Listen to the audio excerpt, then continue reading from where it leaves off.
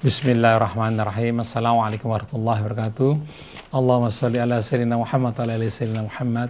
Renungan di bawah naungan Al-Quran bersama Ustadz Husein Alatas. Assalamualaikum Ustadz Husein. Waalaikumsalam warahmatullahi wabarakatuh. A'udzu billahi minasyaitonir rajim. Bismillahirrahmanirrahim. Alhamdulillahi rabbil alamin. Allahumma shalli ala Muhammadin wa ali Muhammad. Rabbana atina min ladunka rahmah wa hayyi' lana min amrina rasyada. Rabbana zidna ilman wa alhidna bis salihin. Allahumma inna na'udzu bika an nadhilla aw nudhal aw nazilla aw nuzal aw nadhlima aw nudhlama aw najhala aw yujhala alaina. Amma ba'du. Ikhwan, akhwat, pendengar dan pemirsa yang dirahmati Allah, Assalamualaikum alaikum warahmatullahi wabarakatuh. Alhamdulillah, pagi hari ini kita dapat kembali berjumpa di bawah naungan Al-Quran Al-Karim. Quran yang merupakan kitab yang berisikan ayat-ayat dan firman Allah Subhanahu wa ta'ala yang telah menciptakan kita, yang menganugerahkan kita kemuliaan dengan akal yang membedakan kita dari kebanyakan makhluknya, dengan kitab yang Allah turunkan untuk menerangi akal kita, Rasul yang dijadikan sebagai suri tauladan agar kita hidup tidak terombang-ambing dalam kebingungan atau meraba-raba di tengah-tengah kegelapan. Oleh karena itu Allah mengutus setiap Rasul dengan pesan yang sama, agar mereka semua mengajak umat manusia untuk menegakkan agama Allah dan berserah diri kepadanya. Dan maksud dari agama Allah untuk memandu manusia dalam kehidupan mereka, agar mereka dengan peran mereka di atas muka bumi, baik sebagai pemimpin ataupun rakyat biasa, sebagai pengusaha, sebagai petani, apapun perannya, berada dalam panduan agama. Maka marilah bersama-sama kita merenungkan kajian kita pada pagi hari ini. Kita akan merenungkan beberapa ayat dari surah Al-A'raf. Setelah itu kita akan memasuki sesi dialog atau sesi tanya jawab. Semoga apa yang kita dengarkan pada pagi hari ini bersama-sama bermanfaat untuk kita semua, menumbuhkan kecintaan kita kepada Allah, Rasulnya dan kitabnya, menjadikan kita orang-orang yang selalu betul-betul berusaha untuk berjalan di atas jalan yang diridhoinya. Kita akan baca suratul A'raf beberapa ayat, dimulai ayat 171. A'udzu billahi minasyaitonir rajim. Bismillahirrahmanirrahim. Alhamdulillahi rabbil alamin. Ar-Rahmanir-Rahim. Maliki yaumiddin. Iyyaka na'budu wa iyyaka nasta'in. Ihdinas siratal mustaqim. Siratal ladzina an'amta 'alaihim ghairil maghdubi 'alaihim waladdallin.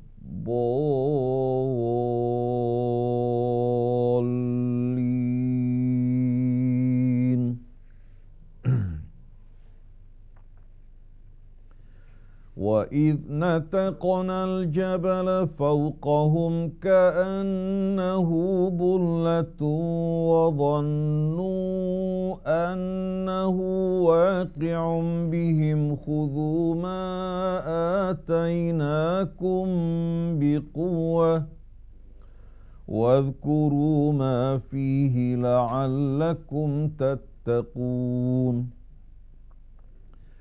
وَإِذْ أَخَذَ رَبُّكَ مِنْ بَنِي آدَمَ مِنْ ظُهُورِهِمْ ذُرِّيَّتَهُمْ وَأَشْهَدَهُمْ عَلَى أَنْفُسِهِمْ أَلَسْتُ بِرَبِّكُمْ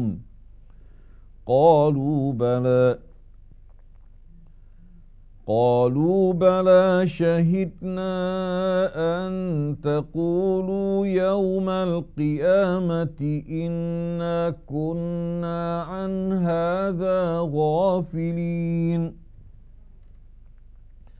أو تقولوا إنما أشرك آباؤنا من قبل وكنا ذرية من بعدهم أفتهلكنا بما فعل المبطلون وَكَذَلِكَ نُفَصِّلُ الْآيَاتِ وَلَعَلَّهُمْ يَرْجِعُونَ وَاتْلُ عَلَيْهِمْ نَبَأَ الَّذِي آتَيْنَاهُ آيَاتِنَا فَانسَلَخَ مِنْهَا فَأَتْبَعَهُ الشَّيْطَانُ فَكَانَ مِنَ الْغَاوِينَ ولو شئنا لرفعناه بها ولكنه أخلد إلى الأرض واتبع هواه فمثله كمثل الكلب إن تحمل عليه يلهث أو تتركه يلهث ذلك مثل القوم الذين كذبوا بآياتنا فاقصص القصص لعلهم يتفكرون ساء مثلا القوم الذين كذبوا بآياتنا وأنفسهم كانوا يظلمون من يهد الله فهو المهتدي ومن يضلل فأولئك هم الخاسرون صدق الله العظيم وصدق رسوله الكريم ونحن على ذلك من الشاهدين. Kebanyakan dari kaum muslimin tidak memahami kedudukan Al-Quran dalam hidup mereka. Seolah-olah kewajiban mereka hanya untuk membaca, baik dalam sholat maupun di luar sholat, atau mereka menjadikan Al-Quran sebagai pembuka berbagai macam aktivitas dan seremoni kehidupan mereka. Padahal Al-Quran Allah Subhanahu wa ta'ala jadikan sebagai pedoman yang memandu kehidupan kita. Betapa seriusnya Allah Subhanahu wa ta'ala mengambil janji atau perjanjian dari para ahli kitab sebelum kita. Hingga Allah mengangkat gunung Tur Saina di atas kepala para pengikut Musa ketika mereka menerima perjanjian dari Allah. Oleh karena itu kitab Taurat dikenal sebagai kitab perjanjian lama. Karena berisi perjanjian antara Allah dan hambanya. Apabila mereka memenuhi apa-apa yang Allah ambil dari mereka, agar mereka hidup sesuai dengan bimbingan Taurat, Allah akan memenuhi janjinya untuk memuliakan mereka. Tapi kalau tidak, Allah tidak akan menepati janjinya. Sebagaimana firman Allah, ya bani Israel adhkuru ni'mati allati an'amtu alaikum wa aufu bi ahdi ufi bi ahdikum wa iyaya farhabun. Wahai bani Israel, ingatlah nikmat-nikmatku atas kalian dan tepatilah perjanjian yang aku ambil dari kalian ketika Allah memberikan kitab Taurat.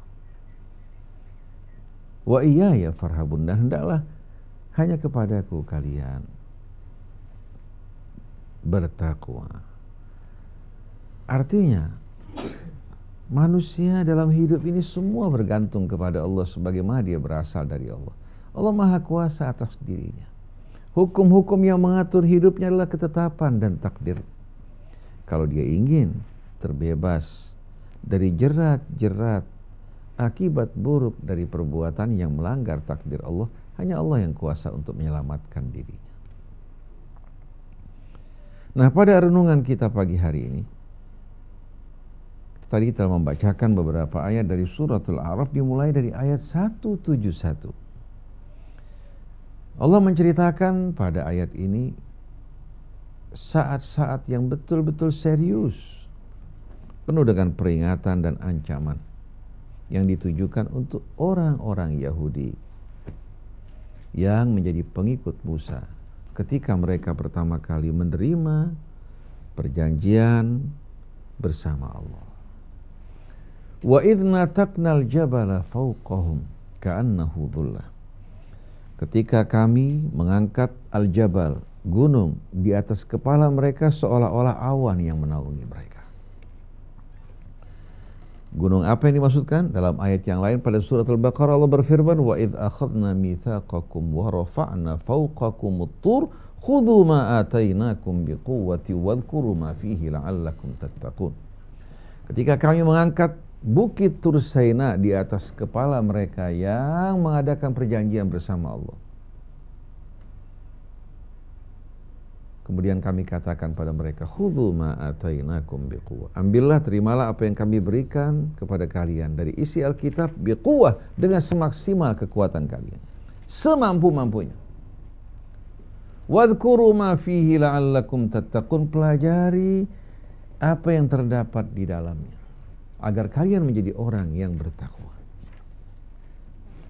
Tsumma tawallaitum min ba'di dzalik. Tapi sayang, sungguh sayang, kalian berpaling. Setelah kalian menerima perjanjian tersebut, kalian berpaling, tidak lagi tunduk kepada Allah, menepati perjanjian kalian dengan mengikuti kitab.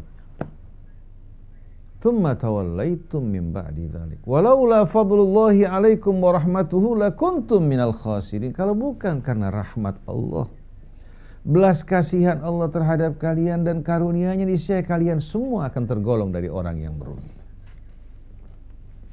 Nah, pada ayat ini kembali Allah mengulangi wa id akhadna mitsaqakum wa id nataqnal jabala fawqahum.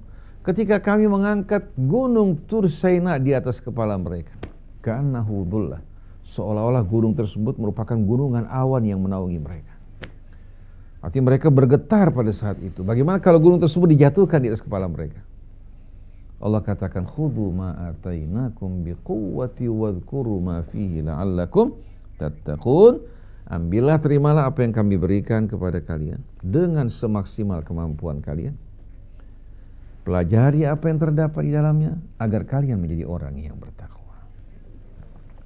Nah, pertanyaannya, apa tujuan Allah mengisahkan kisah ini untuk kita? Apa tujuannya?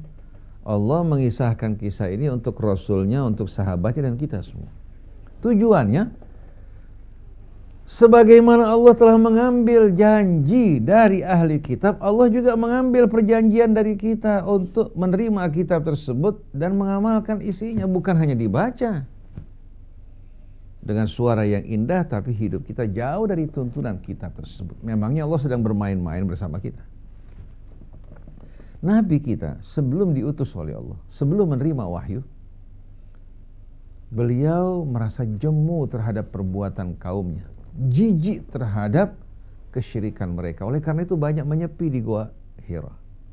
Hingga turun Al-Quran yang dibawa oleh Jibril di Jabal Nur, tempat beliau mengasingkan diri. Setelah itu Allah perintahkan Nabi untuk memberikan peringatan kepada manusia dengan Al-Quran. Kitabun anzalnahu ilaik, sebuah kitab yang kami turunkan padamu, litukhrijan nasa minadh-dhulumati ilan nur, agar kamu mengeluarkan manusia dari dalam kegelapan menuju kehidupan yang terang-benderang. Sebelum Nabi menerima Al-Quran, Mas Krisna, beliau tidak tahu apa yang harus dilakukan. Begitu turun Al-Quran, dengan tuntunan Al-Quran Nabi mengeluarkan umat manusia. Artinya sunnah Nabi dalam seluruh kehidupannya dipetik dari Al-Quran. Jadi kalau orang berbicara mengenai cahaya sunnah berarti bicara mengenai cahaya Al-Quran. Karena Nabi sebelum menerima Al-Quran, beliau tidak dikenal sebagai seorang pendakwah yang menyampaikan risalah dari Allah.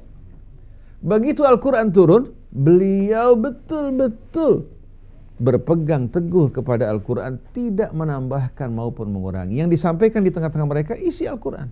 Oleh karena itu dalam suratul Isra, Allah berfirman apa? Ini biar dipegang oleh kita semua, jangan dianggap seolah-olah kita mengada-adakan kebohongan. Bagaimana Allah Subhanahu wa ta'ala mengancam. Siapa yang diancam? Mengancam nabinya. Tapi sebetulnya bukan Allah mengancam nabinya. Allah mengancam kita semua, mengancam orang-orang yang menambahkan atau mengurangi atau merubah ayat-ayat Allah dengan sekehendak hawa nafsunya. Cuma seolah-olah Nabi yang diancam. Nabi tidak mungkin berkhianat, tidak mungkin dia berdusta. Tetapi Nabi yang diancam maksudnya adalah kita semua. Seperti pepatah Arab mengatakan, Isma'i ya jara wa iyaka ani. Dengar wahai fulan, tapi yang dituju orang lain.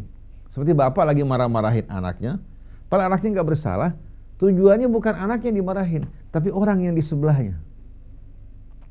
Dibilang sama anaknya, Allah bakal marah sama kamu. Kamu harus tahu itu hanya merupakan apa? Hanya merupakan peringatan buat yang di sebelah, supaya dia jangan terlalu tersinggung. Jadi dimarah-marahin karena kesalahan yang bukan kesalahan dia, tujuannya apa? Nyindir si fulan. Untuk tidak menyinggung secara langsung. Nah, Allah Subhanahu wa ta'ala menjelaskan bagaimana kalau Rasulnya saja diancam oleh Allah kalau berani menambahkan, mengurangi atau merubah sesuatu. Padahal dia seorang Rasul. Apalagi kita.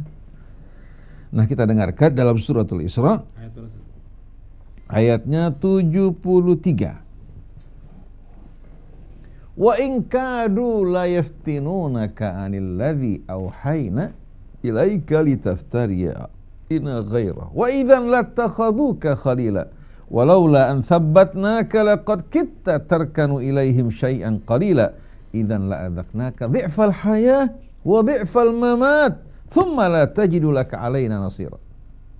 Wa in kadu, mereka ini berupaya, bersungguh-sungguh berusaha untuk apa? Untuk memalingkan engkau dari sebahagian yang kami wahyukan padamu.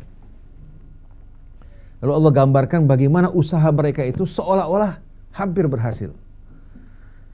Hampir-hampir saja mereka memalingkan kamu dari sebahagian yang kami wahyukan kepada kamu dengan tujuan kita adakan toleransi. Ayat-ayat ini hapuskan, ganti dengan yang lain. Kita siap untuk mengikuti kamu. Mereka berusaha bersungguh-sungguh seolah-olah hampir saja Nabi tergoda untuk mengajak mereka masuk ke dalam Islam dengan merubah ayat Allah, padahal itu tidak mungkin dilakukan Nabi. Karena Allah tahu nabinya, pilihan Allah tidak akan salah.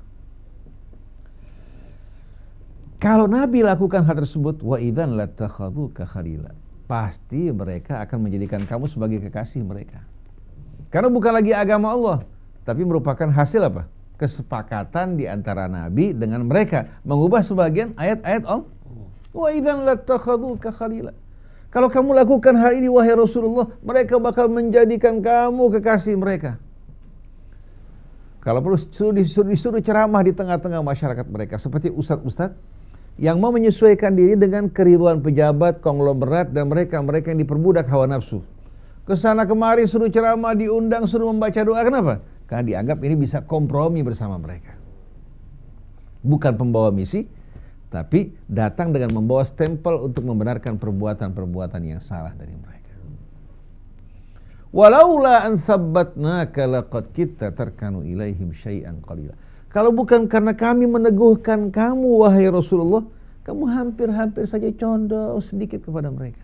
Dengan alasan untuk mengajak mereka masuk ke dalam Islam. Seperti ulama bilang, kita melalui pendekatan persuasif yang baik, walaupun kita tinggalkan ayat-ayat Allah terlebih dahulu, supaya mereka masuk dalam Islam. Nanti kalau sudah masuk, baru mereka mengubah diri mereka. Kalau mereka sudah masuk dari pintu yang salah, kira-kira akan masuk ke dalam kebenaran apa tidak? Tidak mungkin. Hidayah di tangan Allah, yang penting sampaikan penjelasan dengan baik, dengan penuh hikmah, dengan penuh kesantunan, diterima tidak diterima, itu kembali kepada mereka, kembali kepada hidayah dari Allah Subhanahu wa ta'ala. Idzan la'adzaqnaka dhi'fal hayati wa dhi'fal mamat, thumma la tajidu laka 'alaina nasira. Kalau kamu ikuti mereka wahai Rasulullah, apa yang terjadi? Kami akan membuat engkau merasakan derita kematian kehidupan yang berlipat-lipat ganda. Kemudian kamu tidak akan menjumpai seorang pun penolong yang menolong kamu. Ini ancaman serius bukan? Serius. Artinya dari ayat-ayat ini Mas Krisna, Nabi tidak akan bergeser dari Al-Quran, tidak akan menyimpang daripadanya. Qidaan mulah, walaupun hanya apa? Walaupun hanya jarak yang amat dekat, Nabi tidak akan bergeser. Berarti seluruh kehidupan Nabi mencerminkan Al-Quran bukan? Betul, Al-Quran. Oleh karena itu Allah mengatakan, walau taqawwala alaina ba'dal aqawil la akhadna minhu bil yamin thumma la qata'na minhu al-watin.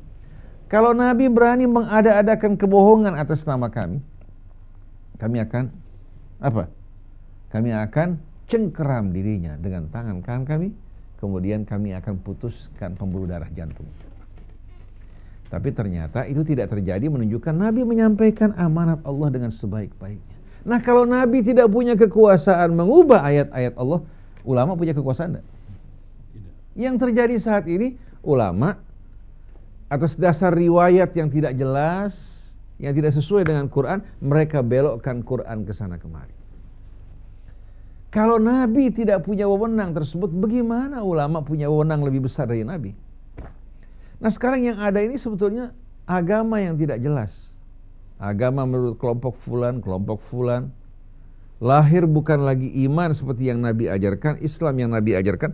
Lahir akidah yang bermacam-macam, yang berupaya membingkai masyarakat untuk berada pada bingkaian dia, agar bekerja untuk kepentingan dia, bukan untuk mengikuti ajaran Allah. Maka seperti yang disebutkan bahwa agama ada dua, begitu pula Tuhan dua. Satu, Tuhan yang menciptakan kita, yang wajib untuk kita sembah. Satu lagi, Tuhan yang kita ciptakan dengan khayalan kita dan akal kita. Begitu juga agama, ada yang datang dari pencipta kita, itu merupakan kebenaran. Ada agama dari buah khayal kita atau produksi golongan. Nah, ini kelompok-kelompok ini melahirkan agama-agama yang memecah belah umat manusia. Oleh karena itu pada masa Rasul tidak ada istilah akidah.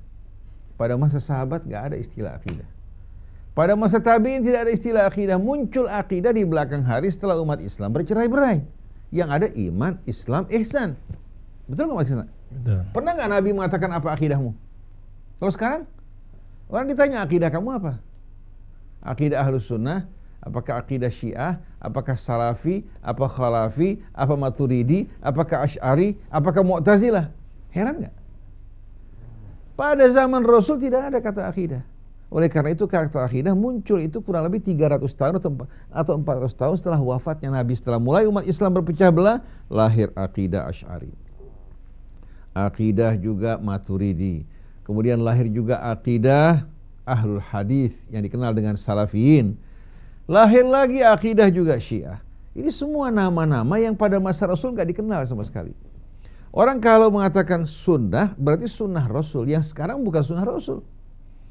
Sunnah yang bersumber dari hawa nafsu, kemudian distempel luarnya sunnah Rasul. Atau dengan cahaya sunnah. Kalau bicara mengenai sunnah, ya tolak ukurnya Quran. Karena Nabi betul-betul dengan Al-Quran merupakan apa? Merupakan satu kesatuan bagaikan apa? Dua muka untuk satu mata uang. Nabi tidak pernah bergeser menyimpang dari Al-Quran. Nabi diperintahkan untuk membacakan Al-Quran. Nabi diperintahkan memberikan peringatan dengan Al-Quran. Wa dzakir bil Qur'ani man yakhafu wa'id. Nah, karena kita tinggalkan Quran, akibatnya seperti ini.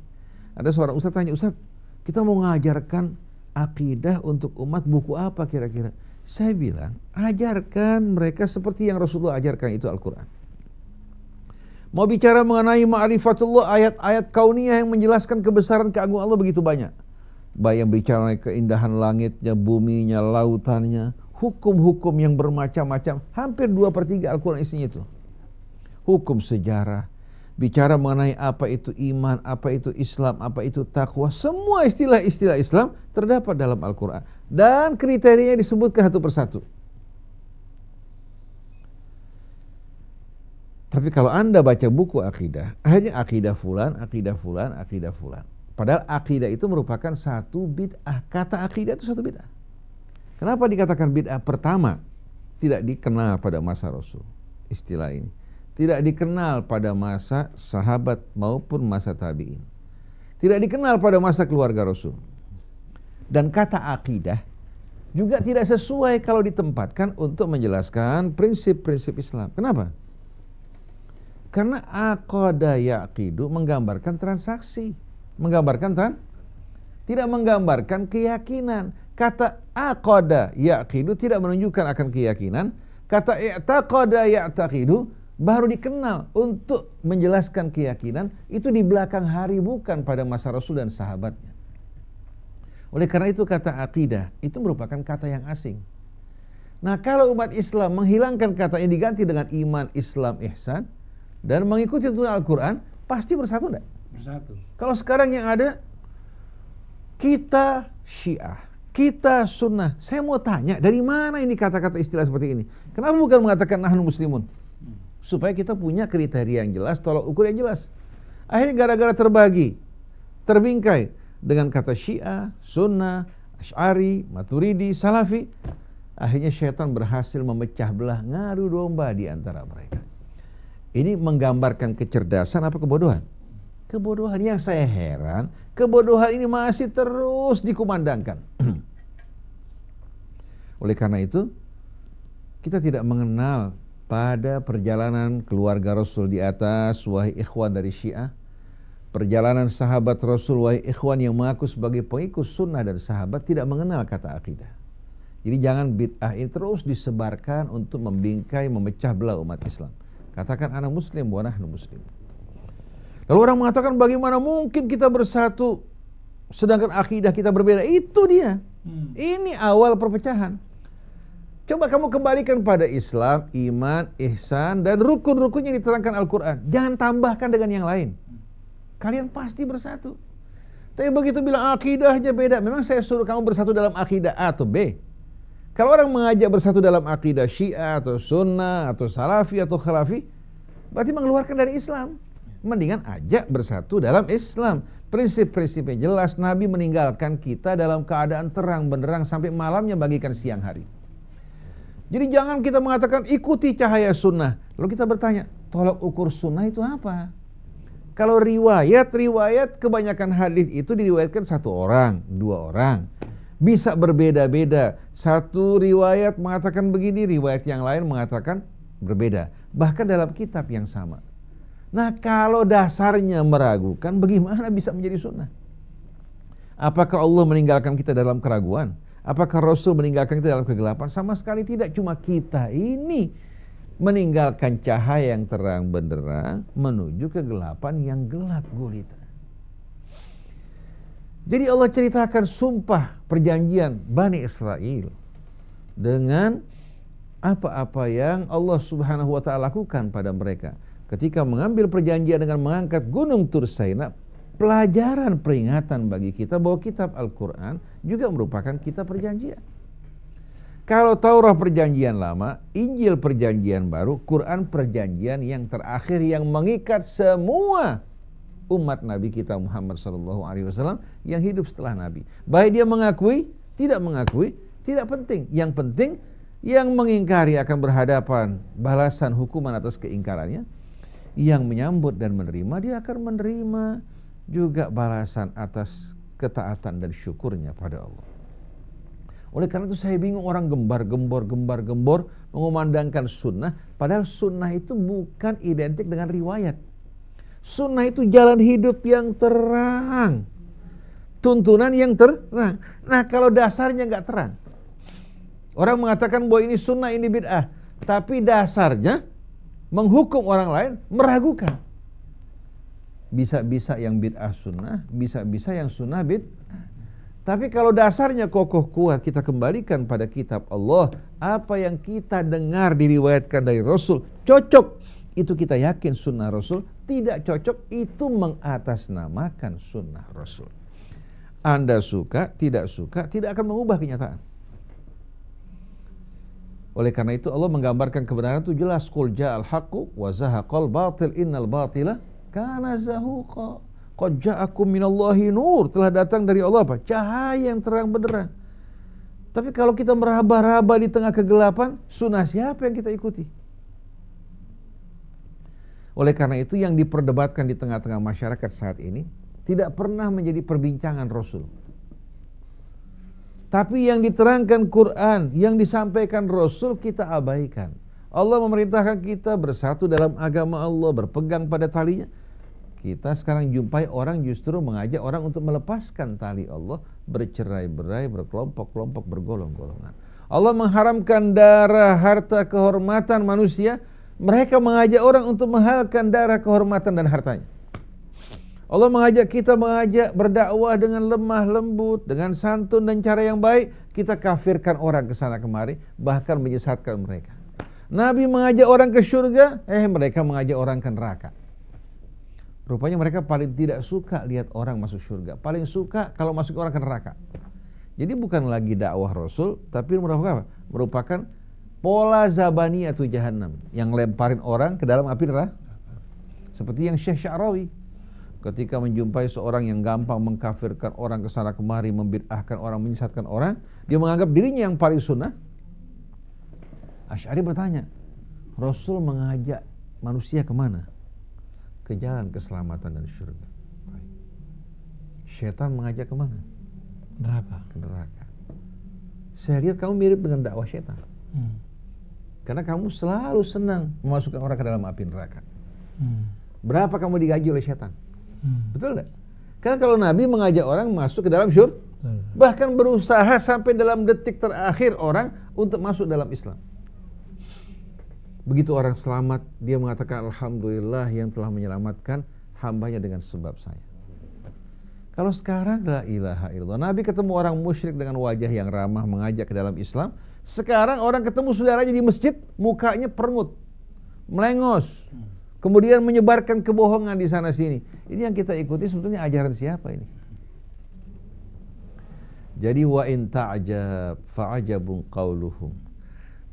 Kalau kamu merasa heran, kamu patut merasa heran lagi dari ucapan-ucapan mereka yang mengaku nahnu atba'us sunnah, kita pengikut ahlus sunnah, tapi mereka tidak memahami apa itu sunnah yang sebenarnya. Jadi kita alhamdulillah punya tolak ukur yang jelas, Al-Quran, yang merupakan cahaya, yang merupakan rahmah, yang merupakan petunjuk. Riwayat-riwayat simpang siur, tapi Al-Quran tetap terjaga, terpelihara, mencerminkan bagaimana dakwah Nabi yang sebenarnya. Kemudian dalam ayat yang lain kita jumpai bagaimana sikap orang Yahudi. Sikap orang Yahudi yang mengabaikan perjanjian dengan Allah. Wa idh akhadna mitsaqakum wa rafa'na fawqakum at-tura khudhu ma atainakum biquwwah. Qalu sami'na wa asayna. Wa ushribu fi qulubihimul ijla bi kufrihim. Ketika kami mengambil perjanjian dari Bani Israel, kami angkat gunung Tur Saina di atas kepala mereka. Kami katakan pada mereka, ambil apa yang kami berikan pada kalian dengan semaksimal kekuatan mereka, kalian. Jawab mereka apa? Kami dengar, tapi kami tidak mau taat. Qalu sami'na wa asayna. Jadi kelompok berikutnya ini begitu mereka diingatkan, mereka mengatakan sami'na wa asayna. Kenapa sampai begini? Karena orang Yahudi ini punya penyakit, menganggap diri mereka merupakan anak-anak kesayangan Allah. Wa qalatil yahudu wan nasara nahnu abna'ullahi wa ahibba'uh. Orang Yahudi sama orang Nasrani beranggapan kita ini anak-anak kesayangan Allah, berbuat apa saja tidak akan dihukum oleh Allah. Qul falima yu'adzibukum bidzunubikum. Kalau betul, kenapa Allah siksa kalian dengan dosa kalian? Bahkan lebih parah lagi mereka mengatakan qalu lan tamassana an-naru illa ayyaman ma'dudah. Neraka enggak bakal bakar kami kecuali beberapa hari dalam hitungan jari. Padahal kita tahu satu hari di sana sama dengan 1000 tahun. Bayangin coba. Bagaimana derita mereka hidup di dunia baru sebentar saja gelisah kalau menderita. Orang sakit perut muntah-muntah kalau setengah hari aja menderitanya luar biasa. Bagaimana dalam siksa yang amat menakutkan. Semua ini muncul karena kebanggaan, kesombongan, merasa bahwa apa? Kakek-kakek mereka nabi-nabi dan rasul. Di tengah umat Islam juga sama. Anak yang merasa sebagai keturunan rasul, yang merasa sebagai anak kiai, anak tokoh, beranggapan bahwa mereka ini orang yang mendapatkan fasilitas dan hak istimewa di pengadilan Allah. Padahal Allah menghukum orang sesuai dengan apa yang Allah berikan. Yang diberikan 1000, pertanyaannya 1000. Yang diberikan 1.000.000, pertanyaannya 1.000.000, dikemanain, dari mana asalnya. Tapi yang diberikan pas-pasan, pertanyaannya akan semakin ringan. Oleh karena itu hisabnya Habib sama orang Arab beda dibandingkan orang Indonesia. Sebelum yang lain ditanya, mereka dipanggil semuanya. Ditanya. Begitu juga ulama. Ulama sebelum orang awam penyembah berhala disiksa, dihukum, mereka bakal ditanya, kamu sudah sampaikan belum? Kalau mereka belum menyampaikan, maka azab Allah amat mengerikan. Oleh karena itu sebelum orang-orang penyembah berhala dimasukkan ke neraka, ulama-ulama yang tidak menyampaikan amanat Allah, mereka yang bakal dicemplungin ke dalam api neraka terlebih dahulu. Jadi jelas bagaimana Allah Subhanahu wa ta'ala terangkan kepada kita semua. Tapi sayang, Allah Subhanahu wa ta'ala menginginkan kebaikan bagi kita, tapi ternyata kita semua mengabaikan pesan-pesan peringatan yang datang dari Allah Subhanahu wa ta'ala. Kemudian Allah Subhanahu wa ta'ala terangkan pada kita di sini bahwa keimanan sebetulnya merupakan satu hal yang mengakar, menyatu dengan jiwa kita. Sebelum kita ini mengenal penyimpangan, kesesatan, kesyirikan, bahkan sebelum kita mengenal ayah ibu kita, Allah sudah perkenalkan kita dengan dirinya. Oleh karena itu Nabi datang bukan untuk menanam sesuatu yang baru, tapi untuk menyiram, memupuk, mengasah, mengasuh apa yang telah ada dalam jiwa manusia. Allah mengatakan wa idz akhadha rabbuka min bani adama min zuhurihim dzurriyyatahum wa asyhadahum ala anfusihim alastu bi rabbikum qalu bala syahidna an taqulu yaumal qiyamati inna kunna an hadza ghafilin aw taqulu inna ma asyraka abauna min qablu wa kunna dzurriyyatan min ba'dihim afatuhlikuna bima fa'alal mubtilun wa kadzalika nufassilul ayati wa la'allahum yarji'un. Allah ceritakan pada kita, terangkan wahai Rasulullah, ketika kami mengambil anak-anak atau benih-benih keturunan anak-anak Adam dari punggung orang tua mereka. Jadi anak-anak Adam berkembang biak dari asal usul yang sama, dari ayah ibu yang sama. Ketika Allah memetik benih-benih keturunan anak-anak Adam, baik pria maupun wanita, dari punggung orang tua mereka. Begitu kelar, Allah panggil mereka sebelum keluar ke dunia nih. Wa asyhadahum ala anfusihim. Allah minta kesaksian mereka. Alastu bi rabbikum? Bukankah aku ini Tuhan kalian? Pencipta kalian? Semua anak-anak Adam pada saat itu sebelum mereka lupa, sebelum mereka mengenal ayah ibu mereka, sebelum mereka turun dalam kehidupan dunia, sebelum mereka mengenal berbagai macam corak-corak dan pola kehidupan yang tidak benar, pada saat itu mereka semua bersaksi, qalu bala syahidna. Benar ya Allah, Engkau adalah Tuhan kami. Cuma mungkin orang pada saat itu tidak merasakan, tidak menyadari. Kenapa? Karena kehidupan dunia telah mengubur kesadarannya. Hawa nafsu, kecintaan pada dunia. Jangankan pada alam tersebut, berapa banyak persoalan dalam hidup kita ini yang terjadi kita lupakan. Betul enggak? Jadi mereka mengatakan, kami bersaksi ya Allah, Engkau benar-benar Tuhan kami, pencipta kami. Lalu Allah menerangkan, tahu tidak kalian kenapa kami mengambil kesaksian kalian pada waktu yang begitu dini, sebelum kalian mengenal makhluk di sekeliling kalian, bahkan belum sama sekali apa? Mengenal berbagai macam pengetahuan. Memori pertama yang ditanamkan dalam jiwa manusia adalah kesaksian dan mengenal Allah. Sadarnya baru muncul kapan? Nah, orang, saya mau tanya, kalau orang sedang merasa aman, biasanya lupa nggak sama Allah? Lupa. Tapi begitu mengalami ketakutan, Katakan dia di pesawat, pesawatnya terbakar sayapnya. Pada saat itu yang diingat sama dia siapa? Allah. Ibunya, bapaknya dia lupa, anaknya dia lupa, hartanya lupa, yang diingat Allah. Walaupun dia orang kafir. Walaupun orang kafir. yang nggak pernah berdoa, pada saat itu langsung mengatakan, mari kita berdoa bersama-sama.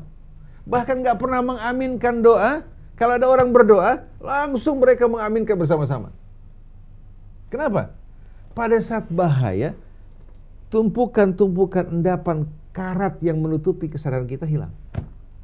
Langsung pada saat itu hati menjerit memanggil Allah Subhanahu wa ta'ala. Allah, hati memanggilmu. Tapi pada saat aman, pada saat senang, pada saat lapang, luas, manusia ingatnya kemana? Punya uang ke Bali, ke Eropa, ke Hong Kong, jalan-jalan, main perempuan, minum. Paling enggak kalau orang Islam kawin lagi. Kalau nggak punya uang, ini orang boro-boro mau kawin lagi, satu aja nggak bisa. Betul nggak? Tapi begitu mulai punya uang, rencana macam-macam. Yang tadinya niat betul nggak punya, kalau punya duit mau sedekah, mau bantu orang tua, bantu saudara, bantu ini, terima uang, lupa rencananya semua, beralih beli mobil, beli ini, tambah rumah. Kemudian orang Islam tambah istri lagi, bukan karena kebutuhan penting, tapi apa? Ini nunjukin bahwa dia apa? Nih jagoan nih. Kemana jagoan waktu susah, waktu sakit? Jadi kita lihat dalam hidup ini banyak keanehan, Mas Krisna. Bukan kita tidak kenal Allah, kita melupakan Allah atau dilupakan dari Allah. Oleh karena itu berkaitan dengan Allah ini, subhanallah. Semua makhluk mau hidup di kalangan ateis, di kalangan yang tidak sama sekali memperkenalkan Allah, kita jumpai ada apa? Ada kecondongan beragama. Orang-orang Indian, Aborigin, mereka melakukan pendekatan dengan cara mereka karena tidak dapat bimbingan. Ada yang menggunakan api, ada yang kembali kepada pohon, ada yang kembali kepada matahari, ada yang kembali kepada bintang. Karena kerinduan beragama itu fitrah. Cuma butuh bimbingan. Setiap orang yakin bahwa alam raya ini ada penciptanya. Tapi kalau nggak dapat bimbingan, dia tidak tahu bagaimana berkomunikasi dengan Allah. Contohnya, kalau ada orang ketok pintu, tok tok tok tok tok tok. Kita yakin ada orang nggak? Tapi kalau suruh gambarin siapa yang di balik pintu, kita nggak bisa gambarin kecuali kalau kita kenal. Betul nggak? Begitu juga di balik alam raya ini ada pencipta. Yakin. Cuma kalau orang tidak dapat bimbingan, tidak dapat petunjuk dari Allah Ta'ala, dia tidak akan mengenal bagaimana Tuhannya dan bagaimana yang diinginkan Tuhannya daripadanya. Maka Allah utus Rasul dan turunkan kitabnya untuk menerangkan apa yang Allah perintahkan pada kita dan bagaimana cara kita berkomunikasi langsung dengan Allah. Alhamdulillah kita dalam Islam berkomunikasi dengan Allah nggak pakai perantara, nggak pakai maklar. Maklar sekarang jangankan jalan, dengar aja minta, betul nggak? Uang kaget, uang ini, uang itu dan lain sebagainya. Tapi kalau kita berhubungan dengan Allah, lebih gampang mana kira-kira? Kita ketemu Allah apa ketemu camat lurah? Ketemu Allah gampang. Ketemu camat lurah susah. Kadang-kadang mau ketemu RT susah. Betul nggak? Mau ketemu ustadz susah. Tapi mau ketemu Allah, tengah malam kita ketuk pintu Allah, Allah bukakan untuk kita. Jadi rahmat Allah Subhanahu wa ta'ala begitu luas. Kalau tidak, kasihan orang-orang miskin. Mau ketemu Allah, mau berdoa, mau mendekatkan diri pada Allah, dihalang-halangi karena tidak punya sesuatu. Tapi Islam justru mengatakan ud'uni astajib lakum. Wa idza sa'alaka ibadi anni fa inni qarib. Jadi kalau kita renungkan bersama-sama, Mas Krisna, kita ini mendapatkan nikmat karunia yang tak terhingga dari Allah Subhanahu wa ta'ala, tapi tidak kita syukuri. Allah turunkan agamanya dengan terang benderang dan Allah sudah sempurnakan agamanya. Al-yauma akmaltu lakum dinakum wa atmamtu alaikum ni'mati wa raditu lakumul Islam madina. Yang Allah ridhai Islam, yang disempurnakan kira-kira kalau sudah sempurna pun enggak ada tambahan. Islam Syiah, Islam Sunnah, Islam Salafi. Ini tambahan ini bid'ah bukan? Bid'ah. Tapi yang heran mereka pasarkan yang bid'ah, gembar-gemborkan. Kalau orang Syiah nggak suka sama saya, alhamdulillah, saya nggak peduli. Kalangan Salafi nggak suka, alhamdulillah, saya nggak peduli. Begitu juga kalangan yang mengaku sebagai Ahlus Sunnah, saya tidak peduli. Yang penting saya ingin diakui oleh Allah sebagai seorang Muslim dan berpegang pada tali dan agama yang Allah ridhai. Nah, dari kalangan Syiah, Sunnah, Salafi, Khalafi yang mau bergabung bersama-sama, kita berjalan di jalan Allah. Saya tidak ingin memperalat mereka, tidak ingin membodoh-bodohi mereka, tidak ingin memalingkan mereka dari Allah. Bersama-sama kita menuju Allah. Rasul sedang menunggu menantikan kita semuanya. Jadi kita ingin bergabung dengan kafilah roh dan ingin betul-betul berpegang pada kitabnya dan sunnah Rasulnya, dan tolak ukur sunnah Rasul adalah Al-Quran. Insya Allah kita lanjutkan lagi insya Allah renungan kita pada hari esok. Biidhnillahi azza wa jal. Subhanakallahumma wa bihamdik. Asyhadu an la ilaha illa anta astaghfiruka wa atubu ilaik. Wa la'afu minkum. Wassalamualaikum warahmatullahi wabarakatuh.